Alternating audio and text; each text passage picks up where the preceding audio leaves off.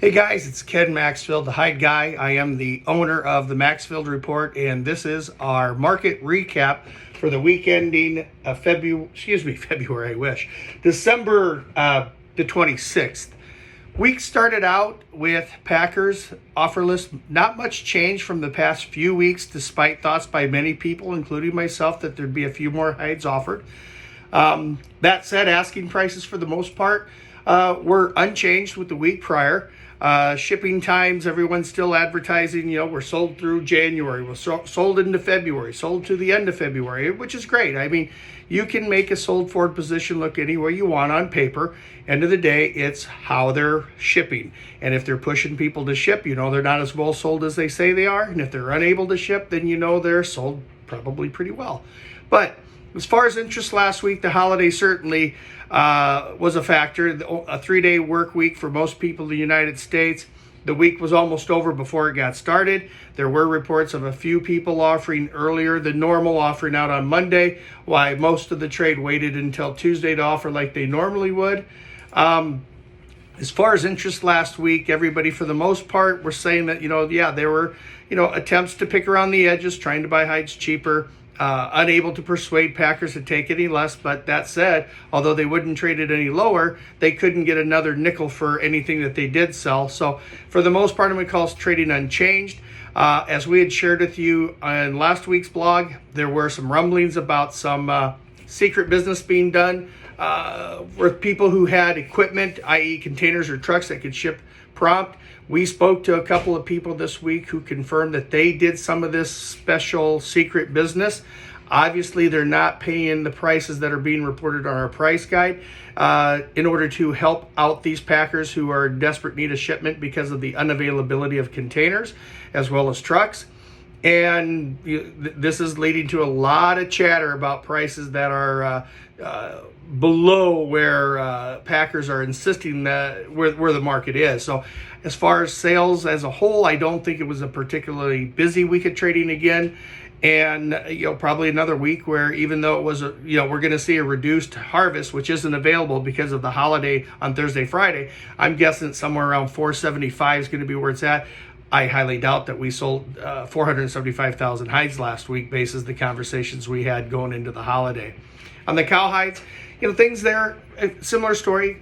Producers very well sold, insisting that they don't need to do anything different. They might even be a little bit better sold than the Packers, and there's still some reasonable demand for cows. So you're seeing these guys able to move some loads, maybe a little bit busier than what we saw in the Packer end of it. To get more money is a little bit of a stretch. I mean, if you have dairy cows, you might be able to push it a little bit higher depending on who you are. You might be able to get just a little bit more for branded cows. But on the most part, steady, maybe isolated instances where people were able to get a little bit more money. But I don't think it was a particularly busy week for them either. So as we said about the knock, we're not going to know that until Monday. Again, I'm going to think that's about 475,000. Export report was really nothing to write home about. This time of year, it's very encrypted because you have sales for 2020, then you have sales for 2021. If you look at just the table on the report, it only accounts for the 2020s. So that said, sales for 2020 on wet salted were 260,000, but then for 2021 you got to add 110 to that, so that number's 370.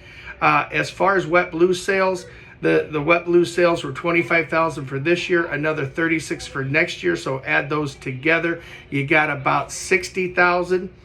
The key on this is shipments. They remain dismal. I mean, we only moved 360,000 wet salted hides. That's a tick up from last week. We moved 88,000 wet blue hides. That's almost half of what we did last week. So collectively, 448,000, call it 450 is what was shipped combined. The last 4 to 5 weeks, if you average that out, that's about 450,000 hides.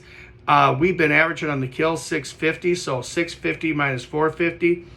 And you put in the lack of shipments against the harvest. You put in the difficulties getting containers and empty equipment in so you can load, and then the fact that you cannot ship to China and Mexico right now. The perfect storm has happened for these guys, and that's why you're having this situation and the accusations of people who are selling hides below market value for prompt shipment in order to be able to keep putting hides in the building. Because I believe there's people that have hides, if they're not outside, they're under tents, they're in alternative locations, they're just the hides may be sold on paper, but they're not moving, and there's the problem. So quick trip around the globe. Our friends in Australia continue to talk about a lack of harvest down there due to live cattle prices being at record levels, COVID issues, all of the above.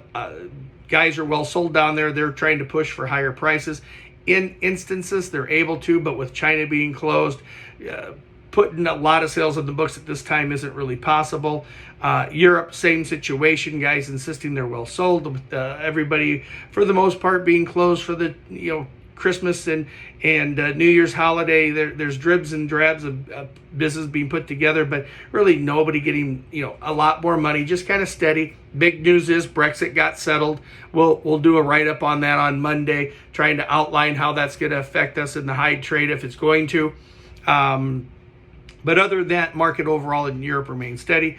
Down in Brazil, they've been able to really position themselves to be able to get some prices that are well above pre-COVID levels. Fresh hides now are easily hovering around the R$1, maybe even a little better depending on who you are. Maybe as much as 120 reais. The wet blue, they're getting more money for those. They're well sold. There's decent demand. I don't think it's a runaway trade. It seems like they're kind of bumping up against the ceiling like everybody else, but overall it continues to follow the firm tone of the market. As far as this coming week, again, I really think that we have a situation here this week, next week, probably the week after, where shipments may be way more important than the price. I'm not, pontificating. We're going to see, huge reductions of, $5, $6 or something of that nature, even more. But those who have cash, they have equipment able to ship at the discretion of the producer, they will be able to negotiate prices, and you're probably going to hear rumblings about hides trading cheaper, although the guys who are selling the hides are not going to want to admit to the fact they're taking less money to get these out the door prompt. So that's it for this week. Ken Maxfield, the Hide Guy. Check out my website, www.themaxfieldreport.com. I've got a special going on right now. If you're a new member, reach out to me, Ken at themaxfieldreport.com. Happy to give you 15 months for the price of 12. We can even talk about a potential discount on a new membership for your first year. So if you want to take advantage of that trial, I do not require a credit card either. So that's it for this week. I hope everybody had a very Merry Christmas, and we will talk to you next week, and Happy New Year to everybody.